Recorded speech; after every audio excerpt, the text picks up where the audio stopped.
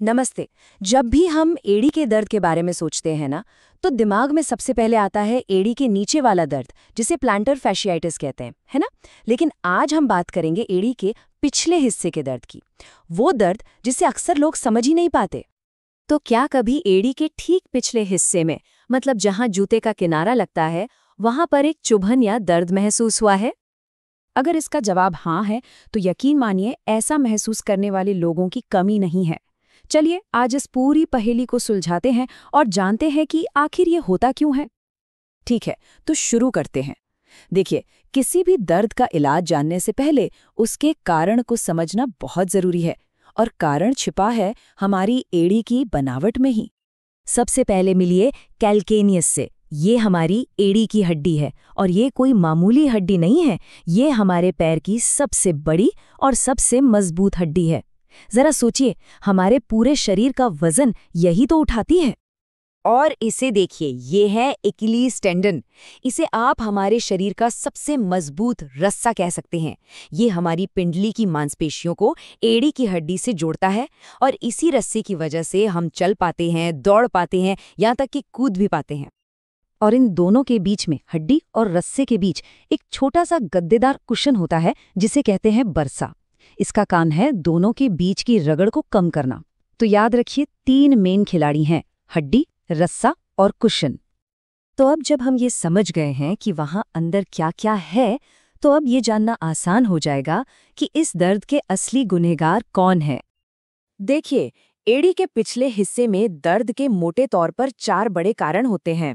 पहला, एखिल्स टेंडिनाइटिस, मतलब हमारे रस्से में सूजन। दूसरा, रेट्रोकैल्केनियल बुर्साइटिस, यानी कुशन में सूजन। तीसरा, हेगलेंस डिफॉर्मिटी, जब हड्डी थोड़ी बढ़ जाती है। और चौथा, सेवर्स डिजीज, जो खास तौर पर बच्चों में होती है। चलिए एक एक करके सबको समझते हैं। तो सबसे पहले सबसे कॉमन वजह एकिलीज टेंडिनाइटिस। जैसा नाम से ही लग रहा है, इसमें हमारे उस मजबूत रस्से में सूजन आ जाती है। ये भी 2 तरह का होता है। एक होता है इंसर्शनल। ये ठीक उस जगह होता है जहां टेंडन हड्डी से जुड़ता है।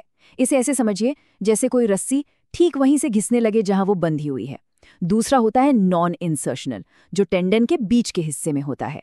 ये वाला दर्द अक्सर दौड़ने वालों और एथलीट्स को ज्यादा परेशान करता है।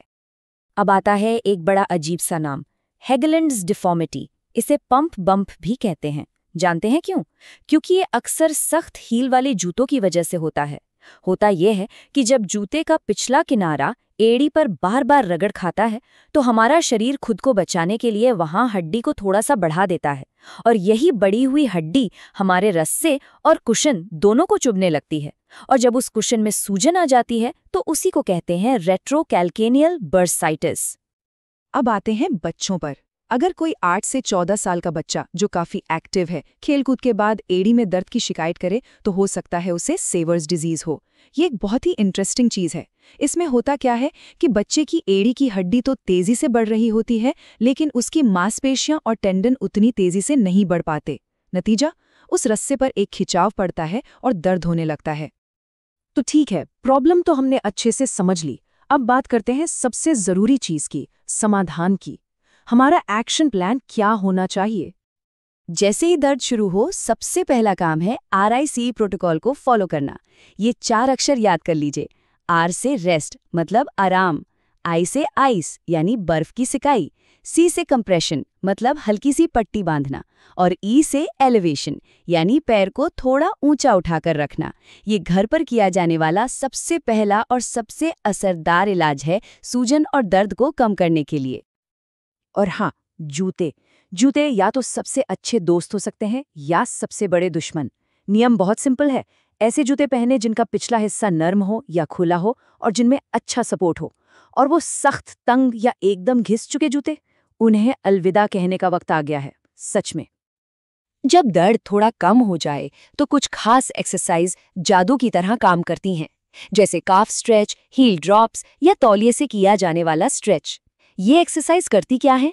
ये पिंडली की मांसपेशियों को लचीला बनाती हैं, जिससे हमारे उस रस्से यानी एकिलीज टेंडन पर से तनाव कम हो जाता है, और बस आराम मिलना शुरू। चलिए, अब हम अपने आखिरी हिस्से में आ गए हैं। यहाँ हम जानेंगे कि भविष्य में इस दर्द से कैसे बचा जा सकता है और वो कौन सी घड़ी है जब डॉक्टर के पास जाना जरूरी हो जाता है। ये जानना बहुत ज़्यादा ज़रूरी है कि कब मामला घरेलू इलाज से बाहर है। अगर दर्द के साथ अचानक एक पॉप जैसी आवाज़ आए, या पैर पर वजन रखना ही मुश्किल हो जाए, या फिर बहुत ज़्यादा सूजन के साथ बुखार भी आ जाए, तो बिल्कुल भी इंतज़ार मत कीजिए। ये एकिलीज टेंडन के फटने का संकेत हो सकता है, जिसमें तुरंत डॉक्टर की मदद चाहिए होती है। तो आखिर में सबसे बड़ी सीख क्या है? बचाव। सही जूते पहनना, वर्कआउट से पहले बाद में स्ट्रेचिंग करना, कोई भी नई एक्टिविटी धीरे धीरे शुरू करना और अपने वजन को कंट्रोल में रखना। ये छोटी छोटी आदतें ही हैं जो लंबे समय तक दर्द को दूर रखने में सबसे बड़ा रोल निभाती हैं। क्योंकि जैसा हम सब जानते हैं, और ये बात यहाँ बिल्कुल फिट बैठती है, इलाज से बेहतर बचाव है।